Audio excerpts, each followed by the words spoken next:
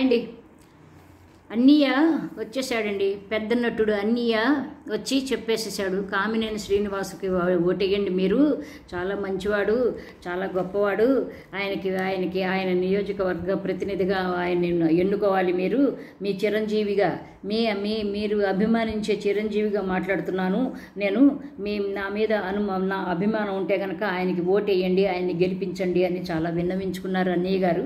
అయితే ఇలా అనుకుంటే మరి ఆయన పెట్టిన పార్టీ ప్రజారాజ్యం.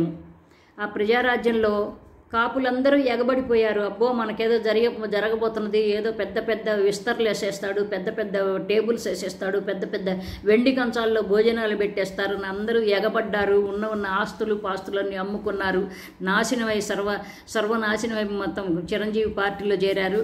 అతను చిరంజీవితో పాటు చిరంజీవి 2 చోట్ల నిలబడ్డాడు, ఒక చోట గెలిచాడు, ఇంకో చోట ఓడిపోయాడు. తర్వాత కొంతమంది వాళ్ళ పార్టీ అభ్యర్థులు 16 మంది, ఆయన కాక 16 మంది ఆయనతో పాటు ఇంకో 16 మంది గెలిచారు. సరే, అంత తర్వాత అత్యాశతో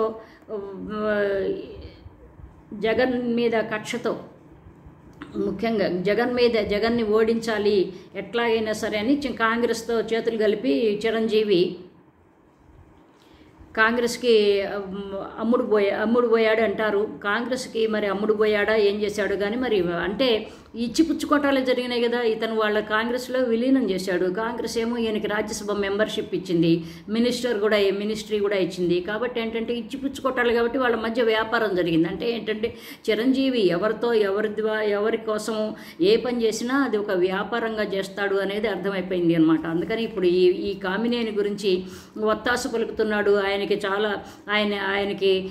అడుగులకు మడుగులు ఎత్తుతున్నాడు. అందరినీ కూడా తను చేసే పని అందరినీ కూడా చేయమంటున్నాడు. కానీ తనకంటే లాభసాటిగా ఉంటుంది, కానీ ఓట్లు వేసే వాళ్ళకి ఎంతవరకు లాభసాటిగా ఉంటుంది, ఆయన ఏం చేస్తాడు. కామినేని పోని వీళ్ళందరూ కలిసి మోదీ గారికి చెప్పి ప్రత్యేక హోదా తీసుకొచ్చి పెడతారా, లేకపోతే వైజాగ్ స్టీల్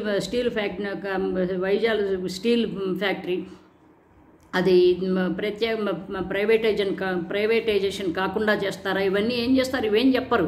కానీ ఏంటంటే ఈయన చాలా మంచివాడు, ఈయన గొప్పవాడు, ఈయన ఓటు చేయండి, లేకపోతే అవతలవాడు జగన్మోహన్ రెడ్డి దుష్టుడు, దుర్మార్గుడు, నీచుడు, క్రిస్టియను, కాబట్టి అతనికి ఓటేయద్దు అంటారు. కానీ ఏంటంటే మీరు ఏం చేస్తారు, ఆడు దుష్టుడైతే మనకెందుకు, వీడు సౌమ్యుడైతే మనకెందుకు, మనకేం కావాలి, జనాలకి కూడు గుడ్డ కావాలి, రోటీ కపడా మకాన్ లాగాను కావాలి, ఒక నీడ కావాలి. అయితే ఇవేమి ఎట్లా ఇస్తారు జగన్మోహన్ రెడ్డి? మరి 30 లక్షల మందికి ఇంతవరకు ఇచ్చాడు. ఇళ్ల పట్టాలు, ఇళ్ళు అన్నీ అరేంజ్ చేశాడు. చక్కగా గవర్నమెంట్ హాస్పిటల్స్, మొత్తం గవర్నమెంట్ ఇవన్నీ తీసుకొచ్చి పెట్టాడు. గవర్నమెంట్ కాలేజీలు, వైద్య కళాశాలలు తీసుకొచ్చి పెట్టాడు. వాటిల్లో మరి హాస్పిటల్స్ కూడా ఒక భాగమే. మరి ఇన్ని పోర్ట్లు తీసుకొచ్చి పెట్టాడు, ఇన్ని ఫిషింగ్ హార్బర్స్ తీసుకొచ్చి పెట్టాడు. రైతులకి కంటికి రెప్పలాగా చూసుకుంటున్నాడు. ఆడవాళ్ళని, మగవాళ్ళని, పసిపిల్లల్ని, చిన్నపిల్లల్ని, విద్యార్థులని, వీళ్ళందరినీ. మరి ఇంతకంటే అతను బాగా చేస్తున్నాడు, చేయటం లేదు అని చెప్పరు. కానీ ఏంటంటే దుర్మార్గుడు. ఎందుకంటే కడపవాడు అంటే మరి చాలా కత్తులు పట్టుకుని తిరిగేవాడు కడపవాడు అని వీళ్ళ ఉద్దేశము. ఎదటి వాళ్ళకి అదే పిక్చర్ ఇస్తారన్నమాట. కానీ వీళ్ళు చేసే మానసికమైన దుర్మార్గాలు వీళ్ళవన్నీ మనకు కనిపించవు.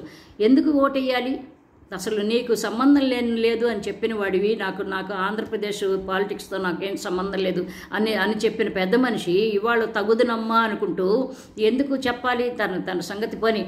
తన రికార్డు ఏమన్నా రాజకీయంగా ఏమన్నా బాగుందా, గొప్పగా ఉందా అంటే తను మొత్తం నాశనం చేసి, మన పార్టీని సర్వనాశనం చేసి, పార్టీని విలీనం చేసి, మొత్తం తిప్పిన ముత్తైదులాగా వెళ్ళిపోయి ఇవాళ వచ్చి తగుదనమ్మా అంటూ వస్తే మరి మనమే ఆలోచించుకోవాలి. మనమే ఇట్లాంటి వాళ్ళని, ఇట్లాంటి స్వార్థ రాజకీయాలని,